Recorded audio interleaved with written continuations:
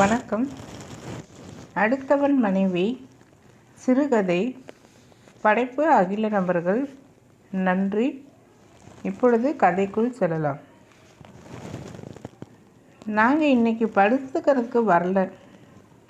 எங்கள் அம்மா உங்ககிட்ட சொல்லிட்டு வர சொல்லிச்சு. காத்திருக்க வேணாம்னு சொல்லிச்சுக்கா என்றால் சிறுமி நாகு. ஏன் வரல? உங்கள் அப்பன் ஊரிலிருந்து திரும்பி வந்தாச்சா என்று கேட்டாள் மீனா. திரும்பி வரல, நாளைக்கு தான் வரும். அப்படின்னா தனியாகவா இருக்க போகிறீங்க? ஆமாம். அதற்கு மேல் விளக்கி சொல்ல தெரியவில்லை அந்த சிறுமிக்கு. 6 வயது இருக்கும் நாகுவுக்கு முதல் வகுப்பு படிக்கிறாள். மீனாவுக்கு ஒன்றும் புரியவில்லை. அதற்குள் நாகு அங்கு நிற்காமல் வந்த வழியே திரும்பி ஓடிவிட்டாள். இந்த செய்தி மீனாவுக்கு சிறிது அதிர்ச்சியை தந்தது. 5 நாட்களாக அங்கே வந்து தன் குழந்தைகளோடு படுத்துவிட்டு அதிகாலையில் தன் வீட்டுக்கு செல்லும் அங்கம்மாளுக்கு என்ன வந்துவிட்டது? தோட்டத்தை காவல் காப்பது, தென் மரங்களுக்கு தண்ணீர் பாய்ச்சுவது, மரங்களுக்கான விறகுகளை வெட்டி விற்பது போன்ற வேலைகளை அண்ணன் செய்கிறான். மீனாவின் வயது 20. அவளது அண்ணனை விட 5 வயது குறைவு. மீனாவும் அதே ஏற்காட்டு பள்ளிக்கூடத்தில் படித்தவள் தான். 8ஆம் வகுப்பு வரை படித்துவிட்டு நின்று விட்டாள். இனிமேல் கல்யாணம் ஆக வேண்டும். ஏற்காட்டு நகரத்துக்கு வெளியே காபி எஸ்டேட்டுக்குள் தான் இருந்தது அவர்களுடைய கூரை வீடு. கூப்பிடு தூரத்தில் அடுத்த எஸ்டேட்டின் ஓரத்தில் இருந்தது பெரியசாமியின் வீடு. அதை விட்டால் அடுத்த வீட்டை பார்க்க வேண்டுமென்றால் வலதுபுறம் 2 பர்லாங் தொலைவு நடக்க வேண்டும். ஆள் அரவமற்ற அந்த பகுதியிலே மீனாவின் பேச்சு துணைக்கும் சரி, பழக்கத்துக்கும் சரி, பொழுதுபோக்குக்கும் சரி அகப்பட்டவள் அங்கம்மாதான். மீனாவின் அண்ணி வீட்டில் இருந்தபோது அவளுக்கு அவ்வளவாக தனிமை தெரியவில்லை. அவளும் பேறுகாலமென்று போய்விட்டாள். ஆகவே அங்கம்மாவோடு அதிகமாக ஒட்டி கொண்டாள் மீனா. அதிலும் இந்த 5 நாட்களாக அங்கம்மா தன் 2 குழந்தைகளோடு வந்து மீனாவின் வீட்டில்தான் படுத்து கொண்டாள். பாதி ராத்திரி வரை 2 பேரும் ஊர்க்கதைகளெல்லாம் பேசி கொண்டிருந்துவிட்டு பிறகே கண்களை மூடுவார்கள். அங்கம்மாவின் வீட்டுக்காரன் பெரியசாமி தர்மபுரிக்கு வேலை விஷயமாக போயிருந்தான். மீனாவும் அங்கம்மாவும் எப்படி நெருங்கி பழகினார்களோ அப்படியே வேலப்பனும் பெரியசாமியும் நெருங்கி பழகினார்கள். அண்ணா என்றுதான் பெரியசாமியை கூப்பிட்டான் வேலப்பன். பல சமயங்களில் ஒருவருக்கொருவர் வேலையில் ஒத்தாசையாக இருந்து கொள்வார்கள். மீனா கயிற்றுக்கட்டிலில் கிடந்த தன் அப்பனின் முகத்தருகே குனிந்து, நான் போய் அங்கம்மா அக்காவை பார்த்துட்டு வந்துடுறேன், அண்ணன் வந்தால் சொல்லுங்க என்று கத்தினாள். சரி என்பது போல் தலையசைத்தார் பெரியவர். வெளியே கிளம்பினாள் மீனா. வெளியே மர நிழலை பார்த்தபோது மாலை 4 மணி இருக்கும்.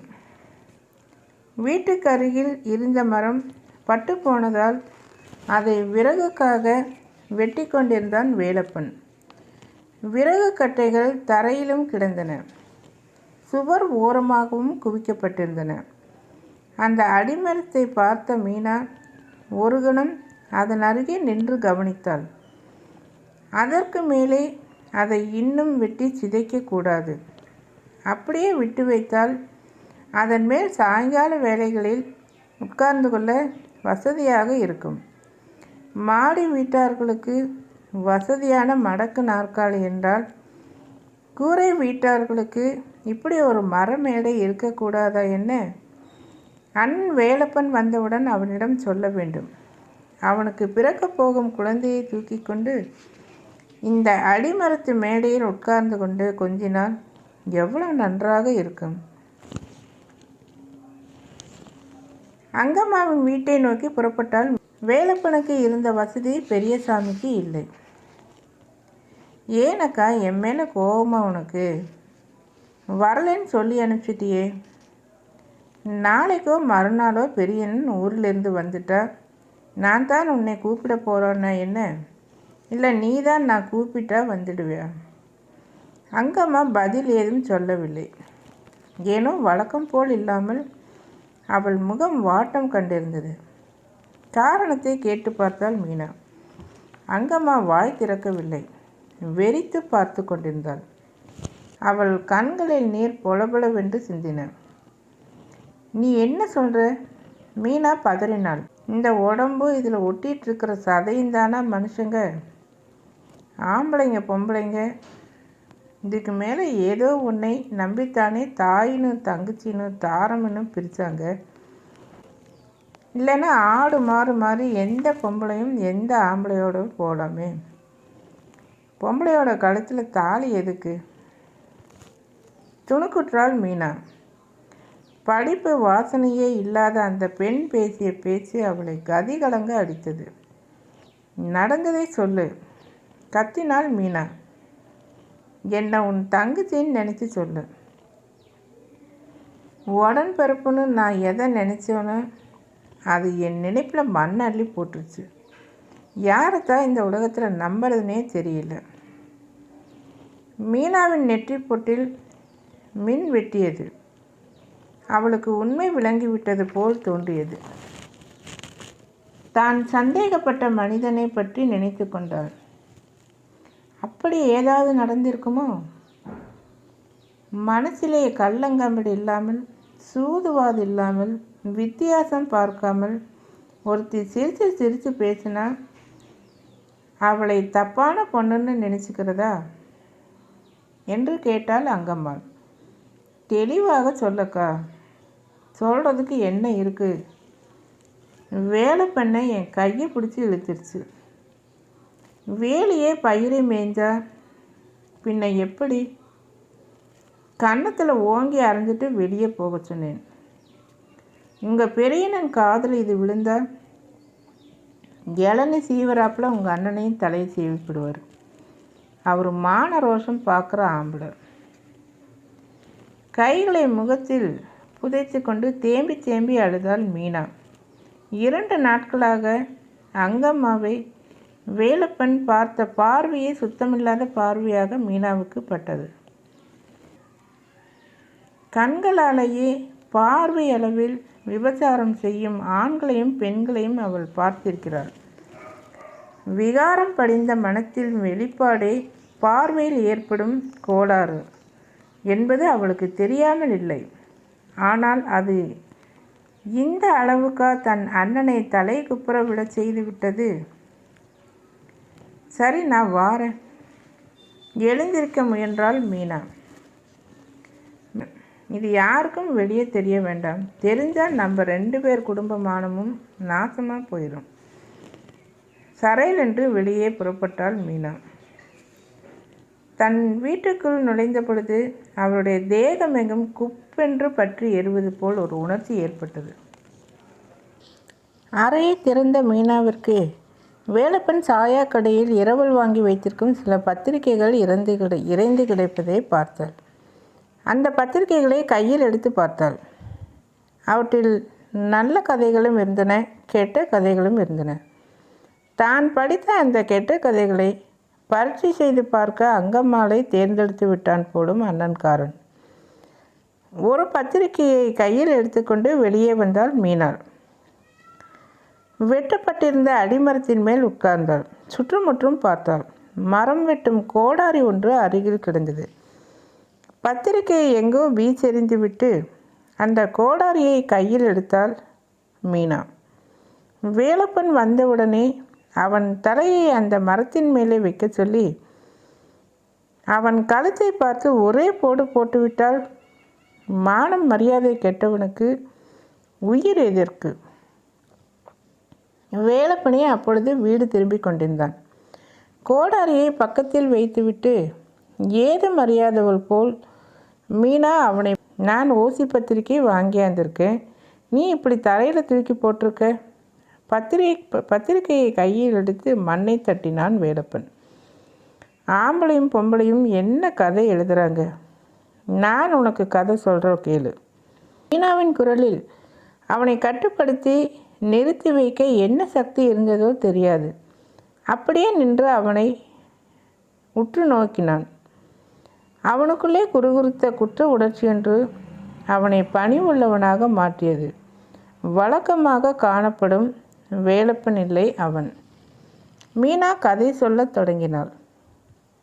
பழைய காலத்தில் ஒரு நாள் ராத்திரி ஒரு பாண்டிய ராஜா மாறு வேடத்தில் ஊர் சுற்றி பார்த்து கொண்டிருந்தான். அப்போ ஒரு வீட்டுக்குள்ளே ஒரு புருஷனும் பெண்டாட்டியும் பேசிக்கிட்டதை அவன் ஒட்டு கேட்டான். புருஷன்காரன் சொன்னான், நான் வெளியூருக்கு போயிட்டு வரேன், நீ பத்திரமா இரு. நம்ம ராஜா இந்த நாட்டை ஆள்ற வரைக்கும் உனக்கு ஒரு கெடுதலும் வராது. என்ன நான் சொல்கிறது புரியுதா? அடி வயிற்றை கலக்கியது வேலப்பனுக்கு.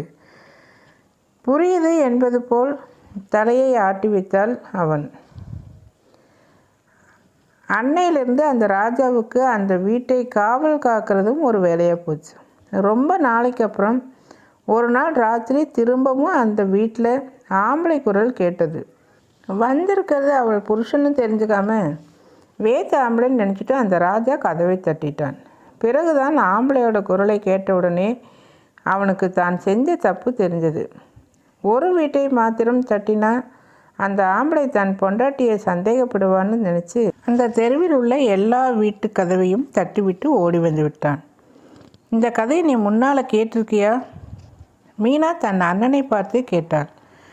உடம்பெல்லாம் வேத்து கொட்டியது வேலப்பனுக்கு. கேள்விப்பட்டதில்லை என்பது போல் தலையை ஆட்டினான் அவன். கதையை யாருக்காக எதற்காக அவள் சொல்கிறாள் என்பது இப்பொழுது அவனுக்கு புரியாமல் இல்லை. கதையோட முடிவையும் கேட்டுடு. யாரோ ஒருத்தன் வந்து நடுராத்திரியில் கதவை தட்டினதுக்கு அந்த தெருக்காரங்க ராஜா கிட்ட மறுநாளே புகார் செய்தாங்க. அப்படிப்பட்டவனுக்கு என்ன தண்டனை கொடுக்கறதுன்னு மந்திரி கிட்ட கேட்டான் ராஜா. அவனை பிடிச்சி அவனோட கையை வெட்டணும்னு சொன்னான் மந்திரி. ராஜா சிம்மாசனத்திலிருந்து இறங்கி வந்து தன் கையை நீட்டினார். வெட்ட சொன்னான். யார் தடுத்தும் கேட்கவில்லை. கையை வெட்டினதுக்கு அப்புறம்தான் தான் ஏன் கதவை தட்டினேன் என்பதையும் கூறினான். பின்னாலேயே அந்த கையை போல் தங்கத்திலே ஒரு கை செய்து மாட்டிக்கிட்டான். அவனுக்கு பேர்தான் பொற்கை பாண்டியன். அந்த பொற்கை பாண்டியன் போல் ஆண்மையுள்ள ஆம்பளை பிறந்த மண் இது. இந்த மண்ணிலே அடுத்தவன் பெண்டாட்டியை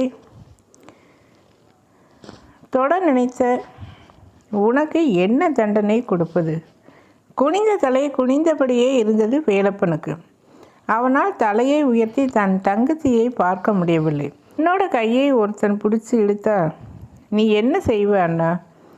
உன் பெண்டாட்டி கையை, அதாவது எங்கள் அண்ணி கையை ஒருத்தன் பிடிச்சி இழுத்தா நீ என்ன செய்வ? 4 கால மிருகத்துக்கும் நமக்கும் வித்தியாசம் வேண்டாம்? அண்ணன் கண்களில் நீர் திரள மீனாவை பார்த்தான். என்னோட கையை நீ இப்போவே வெட்டிடு மீனா.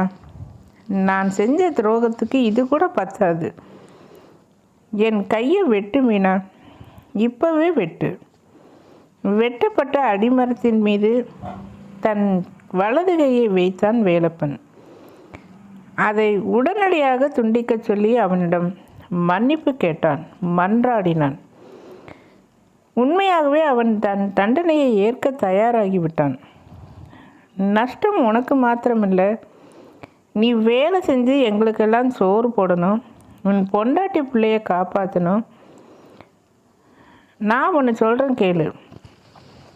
உன்னோட இடது கையில் ஒரே ஒரு விரலை மாத்திரம் எடுத்துடலாம். மனசில் ஏற்பட்ட பின்னத்துக்கு உடம்பிலையும் ஒரு பின்னம் இருக்கணும். வேலப்பன் மறு வார்த்தை பேசவில்லை. வலது கரத்தால் தன் இடது கரத்தை இறுக பற்றி கொண்டான். 4 விரல்களை மடக்கி கொண்டு ஒரு விரலை மாத்திரம் மரக்கட்டையின் மேல் வைத்தான். வெட்டு, வெட்டி தள்ளி என்றான் பற்களை கடித்து கொண்டு. மீனா நடுங்கும் கரங்களோடு நிதானமாக கோடாரியை தூக்கினாள். தன் பற்களை இறுகப்படுத்தி கொண்டாள். தன் பற்களை இறுக கடித்து கொண்டாள். சுண்டு விரலை மாத்திரம் வாங்கி விடுவது என்ற முடிவோடு அவன் விரலை குறிபார்த்தாள். அருகிலே கொண்டு போய் நறுக்கென்று ஒரு போடு போட்டால் போதும். கோடாரி முனை அவ்வளவு கூர்மையாக இருந்தது. மின் வெட்டியது போல் அப்பொழுது அவளுக்கு ஒரு அதிர்ச்சி ஏற்பட்டது. அந்த விரலை பார்க்கும் பொழுதெல்லாம் வேலப்பனுக்கு அங்கம்மாவின் நினைவு வராமலா போகும்? அவளால் தானே இப்படி ஆச்சுன்னு அண்ணன் நினைச்சா. அதனாலே அண்ணனுக்கு மட்டும் நஷ்டமில்லை, அந்த உத்தமி பொண்ணுக்கும் கஷ்டம்தான். பொண்ணுங்கிறவ பிரத்தியாரோட மனசுக்குள்ளே நூலில் கூட நுழையக்கூடாது என்பாங்க. அப்படின்னா அங்கம்மாவுக்கு தானே இது தண்டனையாகும். வேண்டாம், நாம் அங்கம்மாளை காப்பாற்றணும். அங்கம்மாளின் பெருமைக்கு சிறிது கூட களங்கம் தேட வீணா விரும்பவில்லை. மற்றவர்கள் எல்லோரிடமும் மரம் வெட்டும்போது விரல் போய்விட்டது என்று சொல்லிக் கொள்ளலாம். ஆனால் வேலப்பனுக்கு உண்மை நிலை புரியும். விரலை பார்க்கும் பொழுதெல்லாம் அந்த நல்லவளின் நினைவாக இவனுக்கு வர வேண்டும். கூடாது. கோடாரியை தூக்கி வேகமாக ஒரு புறம் வீசி எறிந்துட்டு போய் அங்கம்மா அக்கா காலில் விழுந்து கும்பிட்டு அதை இங்கே கூட்டிட்டு வா என்றாள் மீனா. நானும் வரேன் வா.